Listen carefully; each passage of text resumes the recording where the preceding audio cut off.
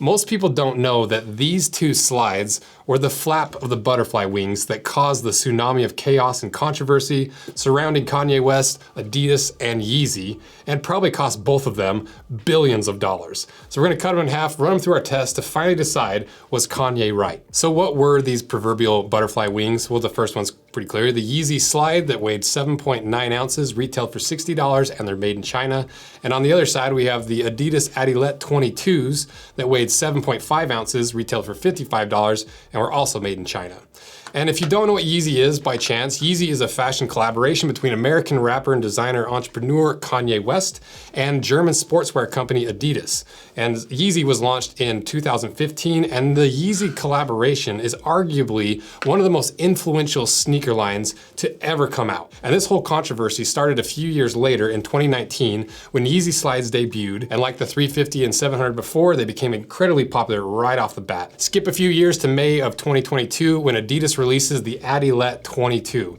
Then a month later, on June 13th of 2022, Kanye fired the first shot across the bow and posted on his Instagram saying the Adilet was a blatant copy of his popular Yeezy Slide, calling it a fake Yeezy made by Adidas themselves. And Adidas never publicly responded to this. And then in September of 2022, Kanye wrote and deleted multiple Instagram posts calling out Adidas' creative director, senior vice president, and general manager, alleging that they had unveiled Yeezy products without his permission, and others claiming that they tried to buy him out for $1 billion. But stuff really started to hit the fan on October 3rd of 2022 when Kanye caught a lot of opposition from wearing a White Lives Matter shirt and featuring it on the fashion show in Paris, which a few days later on October 6th led to Adidas placing their partnership under review. But October 7th, Kanye started posting anti-Semitic messages on Instagram, which immediately got him banned from the terms of services. October 8th, sent a tweet, the DEFCON 3 tweet. And basically for the rest of October,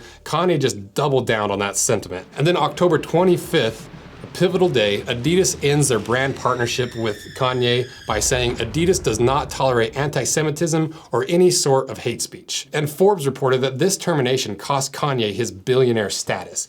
And that wasn't it, because he also got dropped by his agency CAA, Def Jam, Balenciaga, and Gap. And by the end of March of 2023, Adidas is now sitting on $1.3 billion worth of merchandise, which cannot be sold. And new Adidas CEO says destroying them could raise sustainability issues, though some companies have offered recycling solutions. Now you can see how one little foam slide cost Kanye and Adidas not just millions of dollars, but potentially billions of dollars with a big capital B.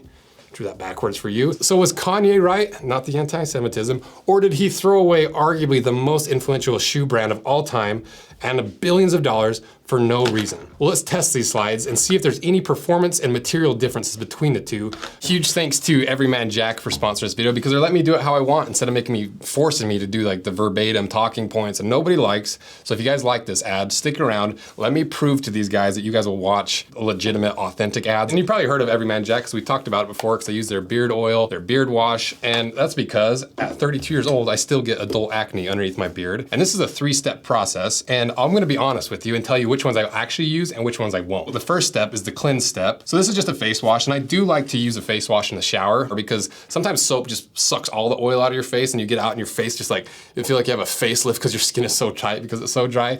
So I would use that one. The next is treat. You have the eye cream, which I will not use. In an ideal world I would, but I wouldn't use it. Still buy it, still support Everyman Jack, but the one I would use is the face scrub, because like I said, I have all that, like the beard and the zits build up underneath that, and it's because I'm not exfoliating the dead skin off. So I will actually use the face scrub in the shower. And then the third, you have 2 different options for lotion. One has SPF and one does not. Being raised on a farm, nobody told me to wear sunscreen, and I just sat out there from the age of 8 to 18, just the sun beating down on my face, and unfortunately there's some signs showing. And so as I've gotten older, I've tried really hard to get SPF lotion. So that's what I would use, and I would recommend doing it, especially if you're trying to take care of yourself, just even a little bit more like I'm trying to do. So check out Everyman Jack, check out this new line of products, even the stuff that I wouldn't necessarily use, and check out their beard butter and beard wash, because I actually do like this brand. So check them out below. Thank you guys, and thanks again to Everyman Jack. So first we wanted to see the responsiveness and the properties of the foam by doing the ball drop test.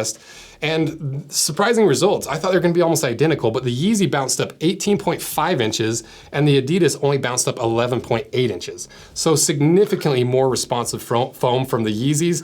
And it also seems to be a little bit thicker, so that might be part of it. So we'll see if we get it cut in half. But we also want to do the bar drop test to see if there was a correlation between the different weights of this drop test. And once again, the Yeezys did 9.75 inches and the Adidas only did 6.5 inches. So the Yeezy foam is significantly more responsive by over 40%, which is a significant difference. But does the responsiveness mean that one is going to be more durable than the other? So we ran the puncture test to see which foam is stronger. The Yeezys took 56.5 pounds and the Adidas took 59 pounds. Not enough to be like, oh, 40% more responsive, but it is a drop in 40% because of how close they are. So we did a durometer test on the foam to see if we could gather more data.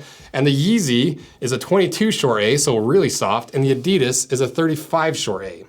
So we got a lot of information going on all over the place, but for the most part, the data is pointing to that these are two very distinct and different compounds of foam and responsiveness of foam and potentially even types of foam, because the Adidas is a sugarcane-based EVA foam. Adidas says it's a bio-based EVA material with 25% plant-based content derived from sugarcane, minimum of 50% natural renewable materials. Who knows if that's true, because all these big brands just like spin every single marketing term and recyclability, but it is different because the Yeezys are just a regular EVA foam, and I don't think it's the algae infused foam that we saw in the foam runners because it doesn't have those little speckles in the foam. So very different when it comes to performance and materials between these two shoes.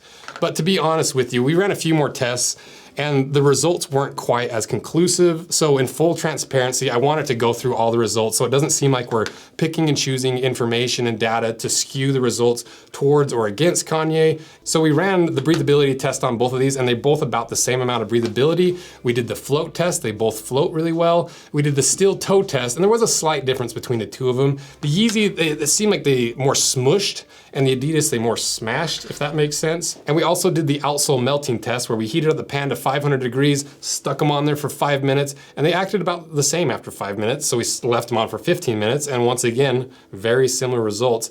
So we just lit that thing up, heated up to 1,000 degrees, and just tried to see which one melted first. And they performed about the same. So clearly those were joke tests if you didn't catch it. So let's cut them in half and find out if Kanye was right.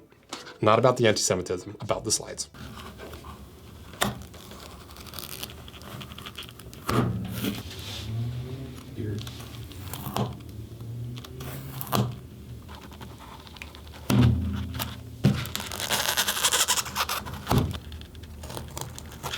It's so hard.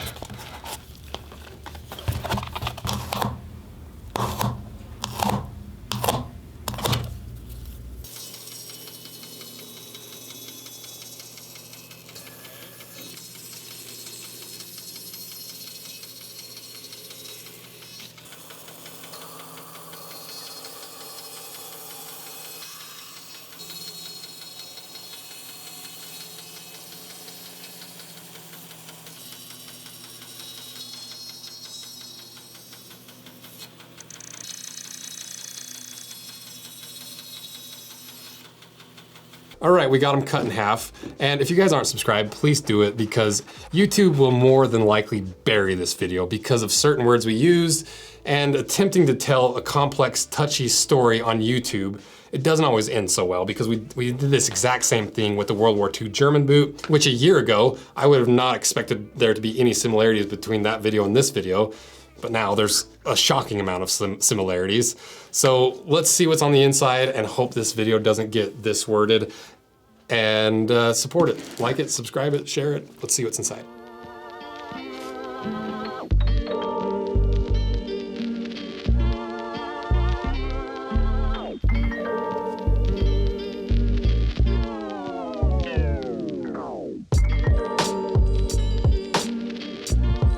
So pretty clearly, different thicknesses, different internal hardnesses, and clearly two completely different designs on opposite ends of kind of the same spectrum, because the Yeezys are this organic, flowing, nature-inspired, almost anti-human design, versus the Adidas are a much more like highly engineered, 3D printed, human-made aesthetic. It's kind of like the difference between a real mountain in nature and a human engineered understanding and representation of a mountain in a topographical map. So two sides of the same coin, but very distinct and very different. So after looking at everything, are the Adilettes fake Yeezys like Kanye claimed? Well, honestly, sometimes this kind of stuff makes me feel like I'm taking crazy pills, because if you showed this to your grandpa and asked if they were the same shoe or not, he'd be like, yeah, they're pretty different. But more importantly, who in their right mind would wear something like this? Who would spend that kind of money on just a piece of foam because it's got some rapper's name on it when we've got the impending election on the horizon? The future of our great nation hangs in the balance. Okay, I got it. They're different. That's how it would go down. But at the same time, it's really confusing to me internally, because I 100% empathize with pre-cancellation date Kanye, because as a product designer, you pull this concept from the ether, this concept that didn't exist before you thought it up or received it, and you breathe life into it, and it's not just the hours of design work, but it's the hundreds of hours of meetings, production, logistics, agreements, terms, all that stuff. So when you feel like a brand is taking advantage of you or stole something from you, it's not just the product, it's all that stuff that it feels like got stolen from you. So I 100% understand, because I've had that happen to me, and I'm mature enough to know that I would act in the exact same way if I was in Kanye's spot, pre-cancellation. That's where our paths divide. So to me, if I'm being 100% honest, it seems like a lot of people just took Kanye's side without thinking about it, because these two shoes are completely different in every single way, except for the fact that they're foam slides. And that doesn't seem to be that unique of enough of a thing to justify losing billions of dollars over. So was Kanye right? I understand where he's coming from, but no, I do not believe Kanye was right on this one, from basically every single angle except for the artist angle. So let me know what you guys think, if you agree or disagree with Kanye, and keep it cool in the comments section. Don't let this stuff ruin the comment section. We are really, really lucky to have literally the coolest, most supportive and informative comment section on all of YouTube. So thank you guys so much for keeping it cool and cordial in the comment section. And if you haven't subscribed, please subscribe, because these videos are scary for us to do and a little bit dangerous, and we can only do it with your guys' support. So thank you guys. See ya.